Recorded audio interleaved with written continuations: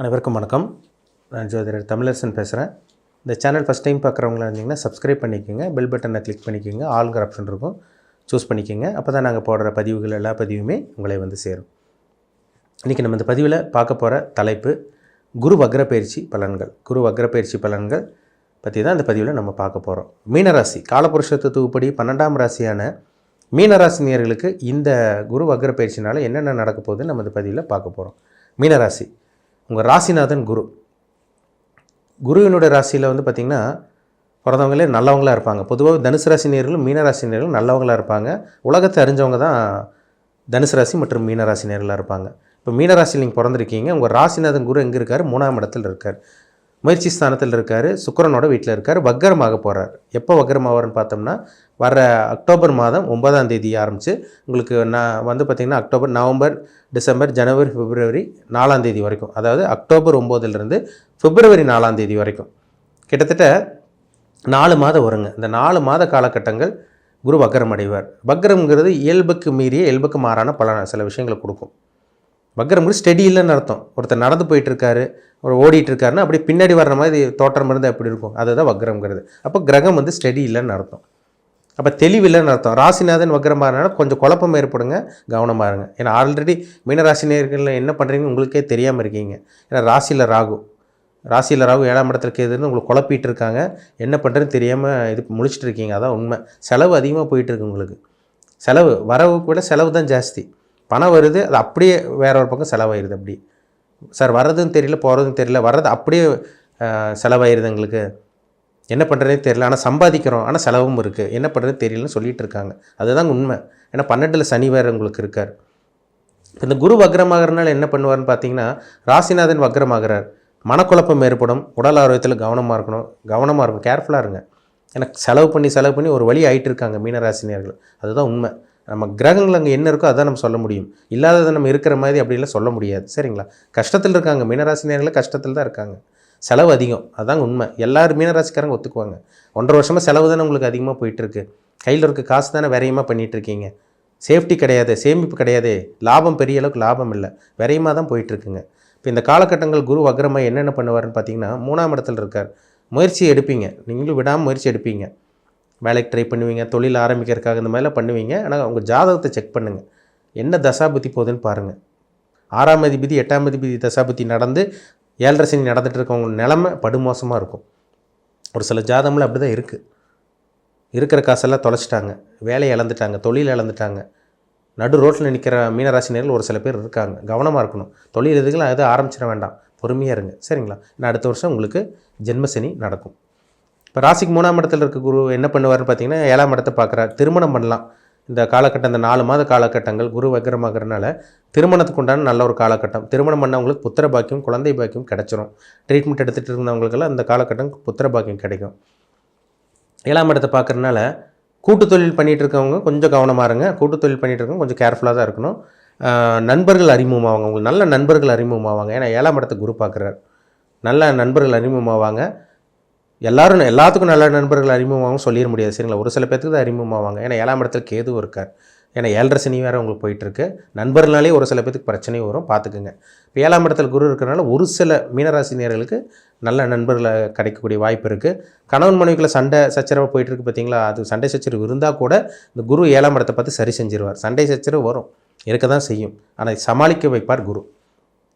ஒரு நாள் நல்லா இருக்குங்க சார், 3-4ஆவது நாள் சண்டை வருது, இந்த மாதிரி சொல்லிகிட்டு இருக்காங்க பார்த்தீங்களா? இதெல்லாமே இந்த மாதிரி தான் போகும். சரிங்களா? சண்டை வரும், அதை சமாளிக்க முடியும் உங்களால். இப்போ வந்து குரு வந்து 9ஆம் இடமான பாகிஸ்தானத்தை விருச்சிக ராசி பார்க்குறாரு. தூர பிரயாணம் போகலாம். இந்த காலகட்டங்களில் வெளியூர் போகலாம், வெளிநாடு போகலாம். படிக்கிறதுக்காக மாணவர்கள் வந்து ஸ்டூடெண்ட்ஸ் வெளியூர் வெளிநாடு போகிறது, இதெல்லாமே உங்களுக்கு தகுந்த ஒரு உன்னதமான காலகட்டம் தான். சொத்து வாங்கலாங்க இந்த காலகட்டங்களில். ஏதோ ஒரு இன்வெஸ்ட்மெண்ட் பண்ணுங்கள். 7.5 சனி விரை சனியில் வந்து பார்த்திங்கன்னா விரையும் பண்ணிடணும். சேர்த்து வச்சுட்டே இருக்கிறவங்களுக்கு தான் பிரச்சனை அதிகமாக போகும். சனி வேறு மாதிரி செலவு கொடுப்பார், மருத்துவ செலவு கொடுப்பார். சேர்த்து வச்சுட்டு இருக்கவங்களாம் பாருங்கள், மருத்துவ செலவு வரும், இல்லைன்னா வேறு எங்கேயோ போய் பணத்தை கொண்டு ஏமாறுவாங்க. இது மாதிரிலாம் நடக்கும். இப்போ சுபவிரயங்கள், வீடு வாங்கியிருக்காங்க ஒரு சில பேர். 1.5 வருஷத்தில் வீடு வாங்கியிருக்கீங்க, நிலம் வாங்கியிருக்கீங்க, வீட்டுக்காக செலவு பண்ணியிருக்கீங்க. ஆல்ட்ரேஷன் பண்ணுறது, வீடு இடித்து ஆல்ட்ரேஷன் பண்ணுறது, இதெல்லாம் பண்ணியிருக்காங்க. அவங்களுக்கு எந்த அளவுக்கு பெருசாக உடம்புல பாதிப்பு கிடையாது. அதனால் சுபவிரயங்கள் பண்ணுறது நல்லது. 9ஆம் இடத்தை குரு பார்க்குறதுனால ஒரு சில பேருக்கு வேலை கிடைக்கும். வெளியூரில் போய் வேலை ட்ரை பண்ணிகிட்டு இருக்கவங்களுக்கு வேலை கிடச்சிரும். அப்பாவோட பூர்வீக சொத்து கிடைக்கிறதுக்கு வாய்ப்பு இருக்குது. உங்களோட அப்பாவோட உடல் ஆரோக்கியத்தில் ஏதோ ஒன்று சின்ன சின்ன உடல் ஆரோக்கியத்தில் ஏதோ பிரச்சனை இருந்தால் கூட அது கூட குரு வந்து கண்ட்ரோலில் வச்சுருப்பார். சரிங்களா? பெரிய அளவுக்கு பாதிப்பு வராது. உங்களுக்கு வந்து பாருங்கள், இந்த காலகட்டங்கள் நீங்கள் தாராளமாக நீங்கள் வெளிநாடு போய் படிக்கலாம், வெளியூர் படிக்கலாம். 2 வீலர் 4 வீலர் வாங்கணும்னு நினைக்கிறவங்க தாராளமாக நீங்கள் வாங்கலாம். அதேமாதிரி பார்த்திங்கன்னா நல்ல கடன், சுப கடன் வாங்கக்கூடிய அந்த வாய்ப்பு உங்களுக்கு உருவாகும். சரிங்களா? ஒரு சில மீனராசி நேயர்களுக்கு அந்த மாதிரி அமைஞ்சிரும். ஏன்னா கையில் இருக்க காசெல்லாம் செலவு பண்ணி ஒரு சில பேர் கடன் வாங்கி தான் ரொட்டேஷனில் தான் போயிட்டுருக்கு ஒரு சில பேர்த்துக்கு. சரி, அவங்கவுங்க வயசுக்கு தகுந்த மாதிரி போயிட்டுருக்கு. சரிங்களா? அதனால் நல்ல கடன் கிடைக்கக்கூடிய வாய்ப்பு உங்களுக்கு இருக்குது. குரு வந்து பாருங்கள் 11ஆம் இடமான லாபஸ்தானத்தை பார்க்குறார். உங்களுக்கு லாபமும் வரும், பணமும் வரும், வேறையுமும் பண்ணுவீங்க. இது ரெண்டுமே உங்களுக்கு மிக்ஸ் ஆகி வரும் உங்களுக்கு. ஏன்னா 12ல் சனி இருக்கார். குரு வக்ரமாக என்ன பண்ணுவார்னா 11ஆம் இடத்தை பார்க்குறாரு, 12ல் சனி இருக்கார். அப்போ குரு பணத்தை கொடுக்குறாரு, சனி விரையும் பண்ண வைப்பார். அது சுபவிரயமாக நல்ல விஷயத்துக்காக, மங்கள காரியத்துக்காக, சுபகாரியத்துக்காக செலவு பண்ணிடுங்க. கல்யாணம் ஆகாதவங்க கல்யாணம் பண்ணிடுங்க இந்த 4 மாதத்துக்குள்ளே. வீட்டில் எதாவது சுபகாரியங்கள் எதாவது பெண்டிங்காக இருக்குங்களா, சுபகாரியம் பண்ணுங்கள். நல்ல ஒரு அமைப்பாக உங்களுக்கு இருக்கும். சரிங்களா? ஏன்னா அடுத்த வருஷமெல்லாம் ஜென்ம சனியில் வந்து மன உளைச்சல் தரக்கூடிய காலகட்டம். அடுத்த வருஷம் ஏப்ரல் ஆரம்பத்துலேருந்து மீனராசினியர்களோட வாழ்க்கை சுத்தமாக சரி இருக்காது. மன உளைச்சலுக்கு ஆளாவீங்க அடுத்த வருஷம் ஏப்ரலுக்கு அப்புறம். அதனால் இப்போ என்னென்ன பண்ண முடியுமோ, இந்த வேலைக்கு ட்ரை பண்ணுறீங்களா, வேலைக்கு ட்ரை பண்ணுங்கள். வேலையை மாற்றணும்னு நினைக்கிறீங்களா, மாற்றலாம். புதுசாக தொழில் ஆரம்பிக்கிறவங்க மட்டும் யோசிங்க. ஏன்னா உங்களுக்கு இந்த தொழில் ஆரம்பிச்சிட்டிங்கன்னா, பணத்தை போட்டு முதலீடு போட்டிங்கன்னா அடுத்த ஜென்ம சனியில் வந்து நஷ்டம் வர மாதிரி இருக்கும். அதனால் கொஞ்சம் கவனமாக இருக்கணும். தொழில் ஆரம்பிக்கிறவங்க மட்டும் யோசிச்சு பண்ணுங்கள். வேலைக்கு மாற்றுறவங்க, வேலைக்கு ட்ரை பண்ணிகிட்டு இருக்கவங்க தாராளமாக ட்ரை பண்ணலாம். இந்த 4 மாத காலகட்டங்கள் ஓரளவுக்கு நல்லாவே இருக்கும். கொஞ்சம் மனக்குழப்பமும் உங்களுக்கு வரும். நம்ம பண்ணலாமா, அது வேண்டாமா, அங்கே போகலாமா வேண்டாமா, இப்படிங்கிற மாதிரி சில விஷயங்கள்லாம் நடக்கும். சரிங்களா? அதனால் குழப்பிக்காத வேண்டாம். ஒரு 3 தடவைக்கு 4 தடவை யோசிச்சு முடிவு எடுக்கிறது ரொம்ப ரொம்ப நல்லது. இறை வழிபாடு, தெய்வ வழிபாடு பண்ணிக்கிங்க, ரொம்ப ரொம்ப நல்லது. சரிங்களா? உங்கள் ராசிக்கு வந்து குரு வந்து 11ஆம் இடத்தை பார்க்குறாரு, 9ஆம் இடத்தை பார்க்குறாரு, 7ஆம் இடத்தை பார்க்குறாரு. திருமணத்துக்காக வெயிட் பண்ணிகிட்டு இருக்கவங்களுக்கு நல்ல வரன் இந்த காலகட்டங்கள் உங்களுக்கு தேடி வரும். அதை உங்களால் பார்க்க முடியும். சரிங்களா?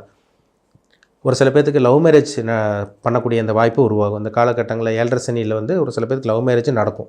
ஒரு சில பேருக்கு அரேஞ்ச் மேரேஜ் நடந்துடும். சரிங்களா? 2ஆம் திருமணத்துக்காக முயற்சி பண்ணிகிட்டு இருக்கவங்க, மறுமணத்துக்காக வெயிட் பண்ணிகிட்டு இருக்கவங்க, அவங்களுக்கும் நல்ல ஒரு அமைப்பு. ஏன்னா 11ஆம் இடத்தை குரு பார்க்குறாரு.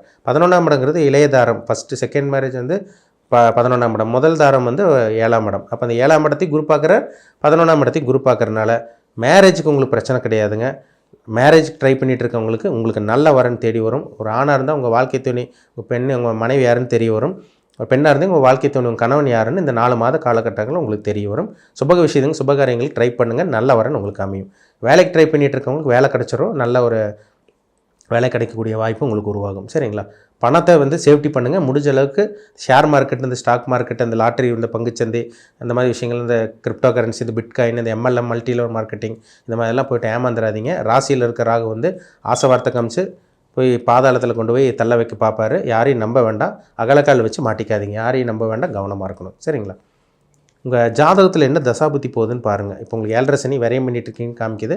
இந்த குரு வக்ரம்ங்கிறனால சில சுபகாரியங்கள் நடக்கும்னு சொன்னேன்.